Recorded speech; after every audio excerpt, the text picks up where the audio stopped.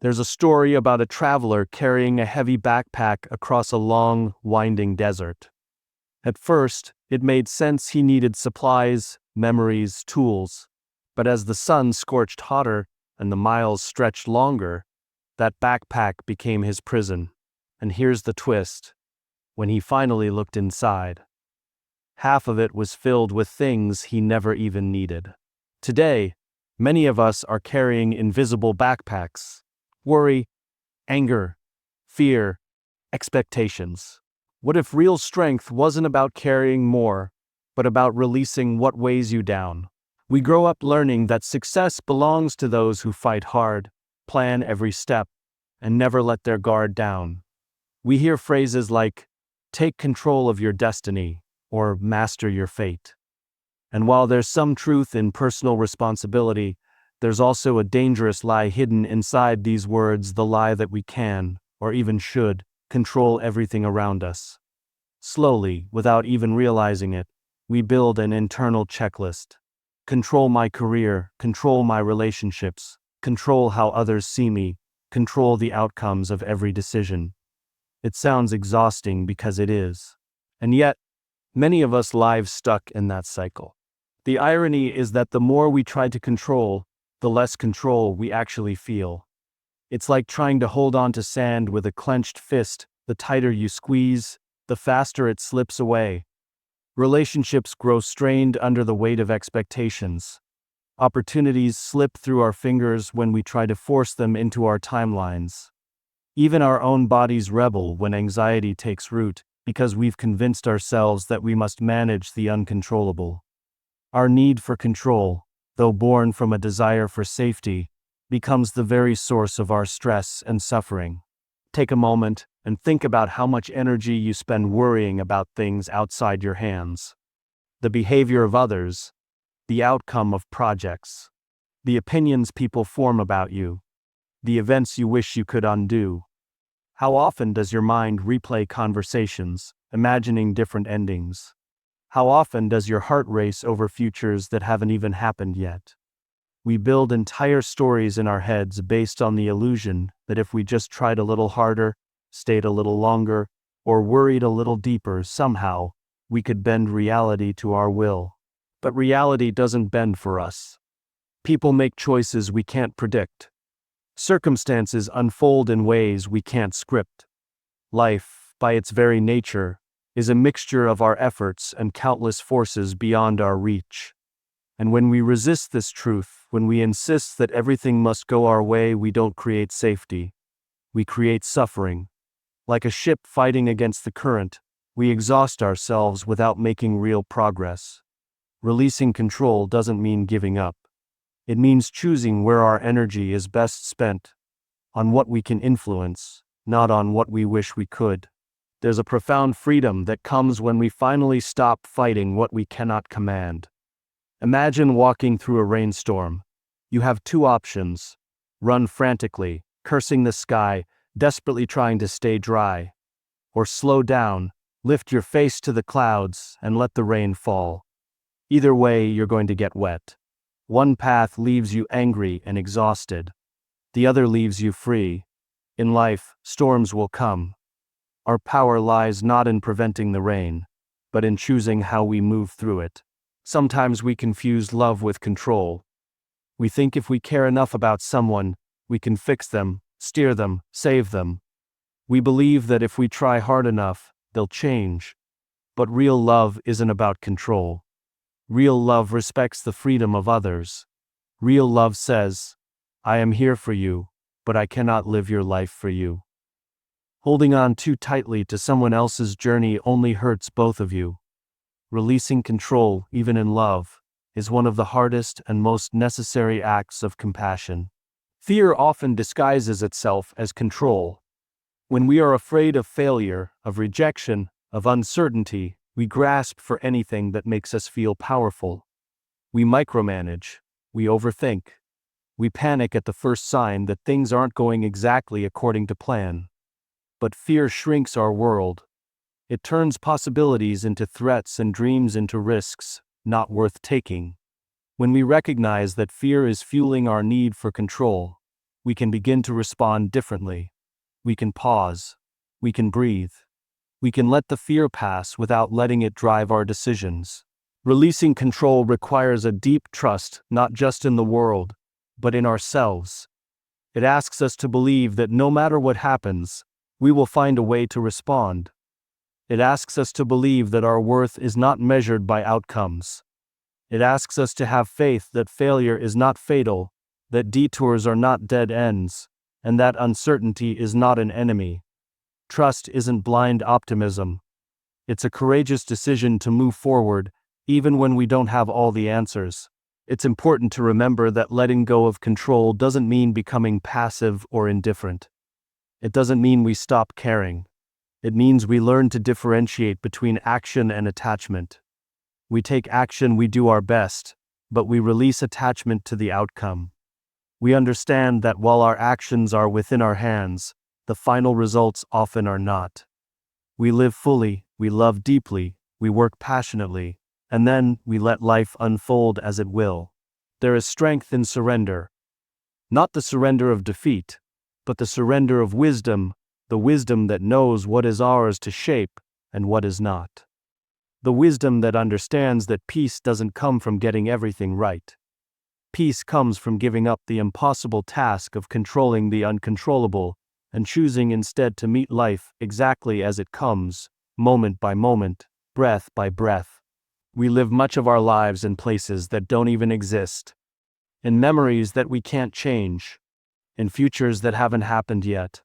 Our bodies are here, but our minds are racing elsewhere, planning, regretting, worrying, rehearsing. It's almost as if being truly present has become a lost art. Yet every ancient wisdom, every modern study on happiness, points back to one simple truth. Peace can only be found in the now. The present moment isn't just a passing second. It's the only place where life actually happens. Think about it. How often have you missed a beautiful moment because your mind was somewhere else? Maybe you were sitting with a friend, but instead of listening, you were mentally drafting a work email. Maybe you were watching the sunset, but instead of feeling its warmth, you were scrolling through a screen. Moments are like waves on a shore, they rise, they crest, and then they disappear forever. When we aren't present, we miss the very life we're trying so hard to build. Relaxation doesn't mean escaping life. It means entering it more fully. True relaxation is not the absence of doing. It's the absence of resistance. It's what happens when we stop fighting what is. When we accept this breath, this heartbeat, this step exactly as it is, without wishing it were something else. Relaxing into the present is not laziness. It's an active surrender to reality. It's choosing to experience life, not just survive it. Often, our inability to relax comes from a fear that if we pause, everything will fall apart. We fear that if we stop planning, stop preparing, stop perfecting, we will lose control. But life is not a machine that stops running when we step back. Life continues. The heart keeps beating. The world keeps turning. Flowers still bloom even when no one is watching. The magic of life is that it doesn't require our constant management to exist. When we relax into the present, we realize that we were never meant to carry everything all the time. There is a deep intelligence woven into the fabric of now. Every breath you take, every beat of your heart, is a miracle of countless unseen processes working together. You don't have to think about them, you just have to allow them. The present moment is not empty, it's alive. It's full of information, of sensation, of quiet opportunities for gratitude and wonder. Relaxation opens the door to see them, to feel the ground under your feet, to hear the wind moving through the trees, to truly taste the food on your plate, to hear not just the words someone speaks, but the life behind them. We've been taught that productivity is the highest virtue, that doing more faster is the path to success. But when we live that way, the present becomes nothing more than a means to an end. We rush through conversations. We eat meals without tasting them. We live days without remembering them. Relaxing into the present moment allows us to reclaim time, not by adding more hours, but by actually living the ones we have. A single hour fully lived can be more valuable than an entire day spent rushing. Anxiety often lives in the mind's need to predict and prepare for the future. Depression often roots itself in the mind's attachment to what has already passed. The present moment, however, is neutral ground. It demands nothing of us except our presence. It doesn't ask us to fix the past. It doesn't require us to solve the future. It simply invites us to be, to notice, to experience, to participate in the miracle that is already unfolding right now. It's easy to believe that we need to change our circumstances to feel at peace. That if we had a different job, a different partner, a different body, we could finally relax. But peace doesn't come from perfect conditions.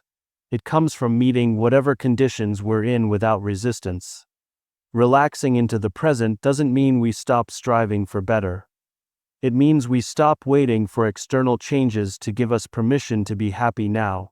Relaxing into the present moment requires gentleness with life and with ourselves. It's okay if the mind wanders. It's okay if the heart feels restless. We don't have to force ourselves into stillness. We simply return, again and again, to now. Each moment offers a fresh start. Each breath invites us back to ourselves. There is no finish line. There is only this living, breathing, unfolding experience. The beauty of the present is that it asks for nothing more than our attention. We don't need to fix it, perfect it, or even understand it. We only need to notice it. In noticing, we relax.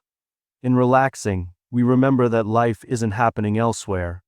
It's happening here, in the quiet simplicity of what is. We often admire those who endure. We celebrate persistence, loyalty, commitment, and rightly so. But somewhere along the way, endurance became confused with stubbornness. We began to believe that holding on, no matter the cost, was always a virtue. We wear our struggles like badges of honor, thinking that the longer we carry them, the stronger we must be. Yet very few people talk about the silent cost of carrying things that were never meant to be carried for so long. Holding on feels safe at first. It gives us a sense of familiarity, a tether to what we know. Even if what we know is painful, it's still something we understand. Letting go, on the other hand, feels like stepping into the unknown. It feels like admitting defeat, like giving up. But what if letting go isn't failure at all? What if it's wisdom, the wisdom to recognize that some battles are not ours to fight, some doors are not ours to open, and some stories are not ours to keep writing? We rarely realize how much energy it takes to hold on until we start to loosen our grip. It's like carrying a heavy bag for miles. At first, you adjust. You find ways to balance it, shift it from one shoulder to another. You tell yourself it's not that bad. But eventually, your body tires, your spirit sags, and you begin to wonder if maybe, just maybe, you were never meant to drag this burden with you through every season of your life. Letting go is not about giving up. It's about giving yourself permission to rest. When we hold on to resentment, it quietly poisons us. The anger doesn't stay contained to the person who hurt us. It seeps into how we see the world, how we trust, how we love. When we hold on to regret, it chains us to moments we can no longer change, keeping us facing backward while life moves forward. When we hold on to fear, it builds invisible walls around our dreams, walls that grow taller the longer we refuse to dismantle them. The true weight of holding on isn't just emotional, it's physical, mental, even spiritual. Sometimes we hold on because we're attached to the idea of what something could have been. We mourn the potential of a relationship, the dream of a career, the fantasy of a life we almost lived. It's not just the loss of what was, it's the loss of what we imagined might someday be. And in clinging to that image, we often miss the beauty of what is trying to find its way to us now. Every no life gives us make space for a better yes, but only if our hands are free enough to receive it. We tell ourselves stories to justify our holding on. We say, maybe it will get better. Maybe they will change. Maybe if I try harder, it will work this time. Hope is a beautiful thing, but when it becomes a disguise for fear of moving on, it stops serving us. True hope doesn't keep us chained to what's hurting us. True hope pulls us forward toward what can heal us. Sometimes the bravest thing we can do is admit that a chapter has ended, even when we wanted it to last longer. There's also pride tangled up in our refusal to let go. We don't want to be seen as quitters. We don't want to admit we invested so much time, love, or energy into something that ultimately wasn't right. But pride can be a heavy chain. It can keep us anchored to pain long after it has stopped serving any purpose. Growth often requires the humility to say, I made the best decision I could with what I knew then, and now I know better. Letting go doesn't mean erasing the past. It doesn't mean pretending it didn't matter. It means honoring it for what it was: a teacher, a season, a stepping stone, and then releasing it so we can move forward with lighter hearts. Holding on keeps us frozen in a single frame of life's movie. Letting go allows the story to continue. It lets new characters enter, new landscapes unfold, and new dreams take root. Some of the most profound peace we ever experience comes not from winning battles, but from walking away from them. It comes from setting down the weapons of blame, regret, and control. It comes from saying, I choose peace over pride. I choose freedom over fear. I choose myself. Releasing doesn't erase the importance of what was. It simply acknowledges that we deserve more than carrying endless weight through the rest of our lives.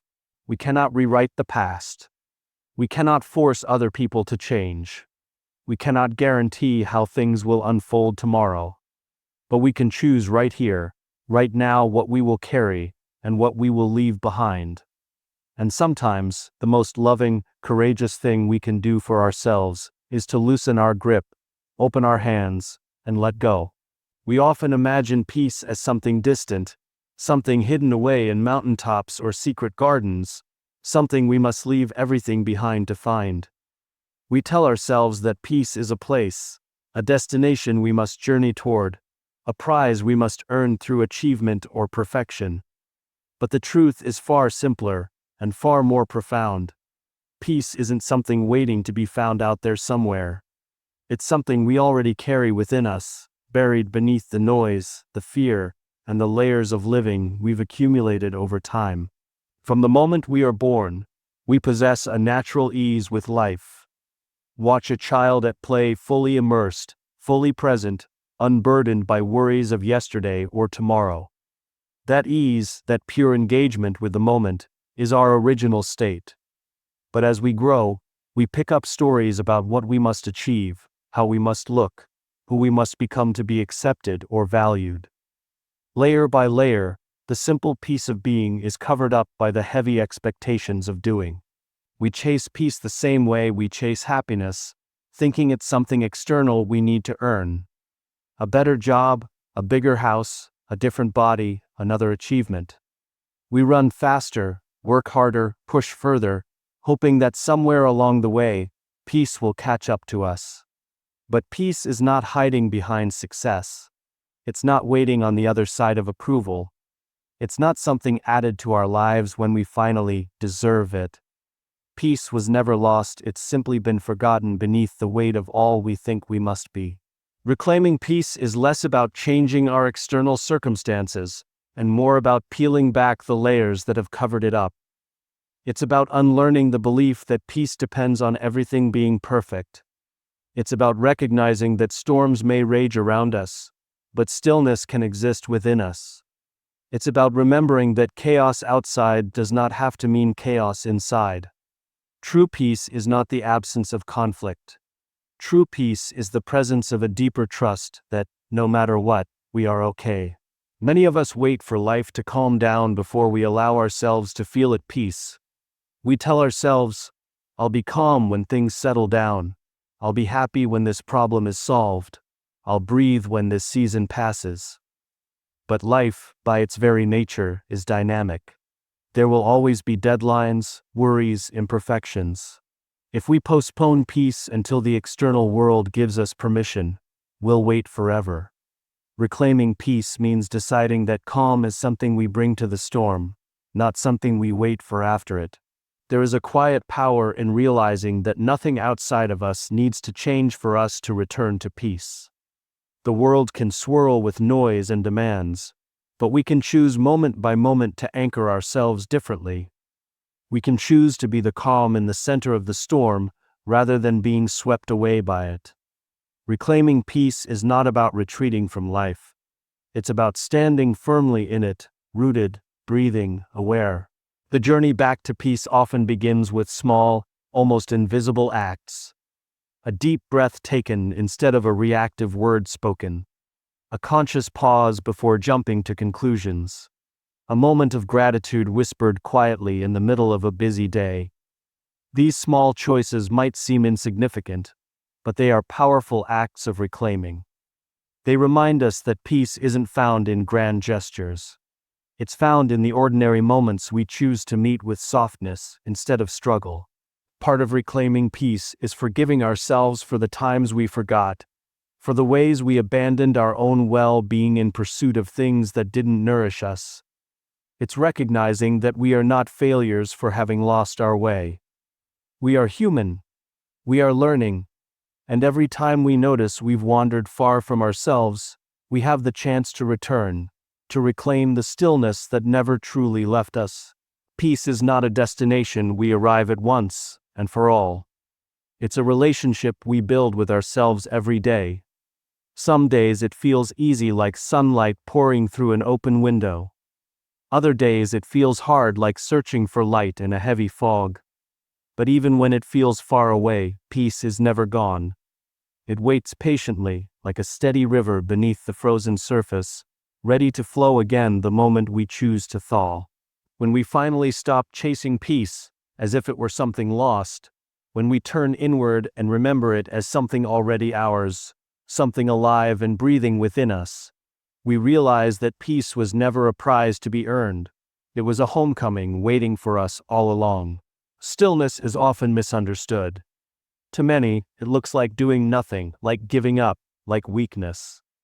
In a world obsessed with movement, productivity, and noise, stillness can seem almost rebellious.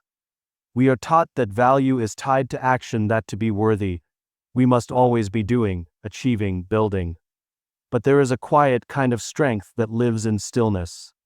A power that doesn't shout or scramble. A power that simply is, steady and unmoved. Think of the great trees that weather countless storms. They do not thrash against the wind. They do not run from the rain. They stand rooted, flexible but firm, yielding just enough not to break.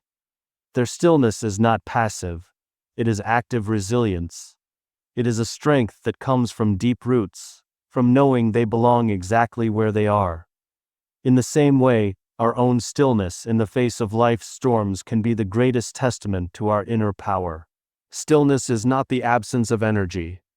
It is the focused harnessing of it. It's the ability to be fully aware, fully awake, without scattering ourselves in 1,000 directions. When we cultivate stillness, we don't lose our passion or ambition. We refine it. We learn to act from a place of clarity rather than desperation. We respond instead of react. We move with intention rather than impulse. Stillness sharpens us. In moments of crisis, those who panic rarely make the best decisions. It's those who can remain calm, who can breathe, observe, and center themselves who act with true effectiveness. Stillness allows us to access wisdom that is drowned out by constant motion. It gives us the space to hear the quieter voices of intuition and reason that are so easily ignored when we are rushing through life. Stillness invites us to step back from the automatic narratives that run through our heads. It interrupts the endless cycles of worry and assumption. In the quiet, we can see things as they are, not as our fear paints them. In the quiet, we can recognize that not every problem needs an immediate solution. Not every emotion requires a reaction. Sometimes the most powerful thing we can do is wait, observe, and allow the right course of action to reveal itself. there is an incredible discipline in choosing stillness. It asks us to resist the urge to fix everything immediately. It asks us to resist the need to prove our worth through constant doing. It asks us to trust that sometimes the best way to move forward is to pause. Trust that growth often happens in the silent, unseen spaces. Trust that life doesn't need our constant interference to unfold as it's meant to. Stillness is a source of creativity. When the mind is still, new ideas surface like fish in a calm lake. Innovation doesn't always come from brainstorming sessions filled with noise. Often, it comes in the quiet after the noise has settled.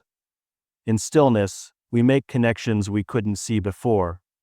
We access parts of ourselves, parts that are wise, imaginative, and resourceful that are drowned out by the constant clamor of external demands. Choosing stillness is an act of courage in a culture that glorifies busyness. It requires the bravery to step out of the race, to risk being misunderstood, to stand alone in moments when everyone else is rushing. It is not weakness to pause. It is strength to know that your value is not tied to your speed. It is wisdom to recognize that life is not a contest of who moves the fastest, but a journey of who moves the most meaningfully. Stillness teaches us patience, not the passive patience of waiting for life to happen to us, but the active patience of trusting in timing, in process, in growth. It reminds us that not everything unfolds on our schedule. It reminds us that some of the most beautiful things in life, a flower blooming, a heart healing, a dream coming to life, take time, and that our role is to create the conditions for growth, not to force it. The power of stillness is not in escaping life's challenges, but in meeting them with a grounded, unwavering spirit. It is not about giving up ambition, but about rooting ambition in something deeper than fear or frenzy. Stillness is not a retreat from life. It is a return to the center of it, where we are most ourselves, most aware, most capable of facing whatever comes with grace and with strength. We spend so much of our lives chasing answers, chasing stability, chasing a version of peace we imagine is waiting just beyond the next hill. But the truth has always been simpler, quieter, and much closer to home. Peace is not something we find by running faster. It is something we return to by slowing down. It is something we reclaim by letting go of what was never ours to control, by relaxing into the only moment we ever truly have, this one. When we stop gripping the past with trembling hands, when we stop fearing the future with racing hearts, we make space for something ancient and powerful to rise within us. We realize that peace was never lost. It was simply buried under the noise, the striving, the stories we were told about who we needed to be. When we release what weighs us down, when we relax our frantic need to fix and solve and rush, we naturally drift back toward our center. Stillness teaches us that power is not in proving, in pushing, in posturing. Power is in presence. It is in the courage to stand still when everything around us demands we hurry. It is in the grace to trust that life unfolds not because we force it to, but because we allow it. Peace is reclaimed not through perfection, but through permission to be here, permission to breathe, permission to be enough without having to earn it. You were not born to live in a constant state of urgency. You were not created to carry burdens that crush your spirit. You were meant to move lightly through this world, to dance with its rhythms, to meet it with a heart that is open, not armored. Reclaiming your peace is not a one-time act. It is a daily return, a sacred remembering, a choice to live from a deeper, quieter place within yourself. The life you are seeking is not on the other side of achieving more, fixing more, becoming more. It is here now, waiting for you to release, relax, and reclaim what was always yours.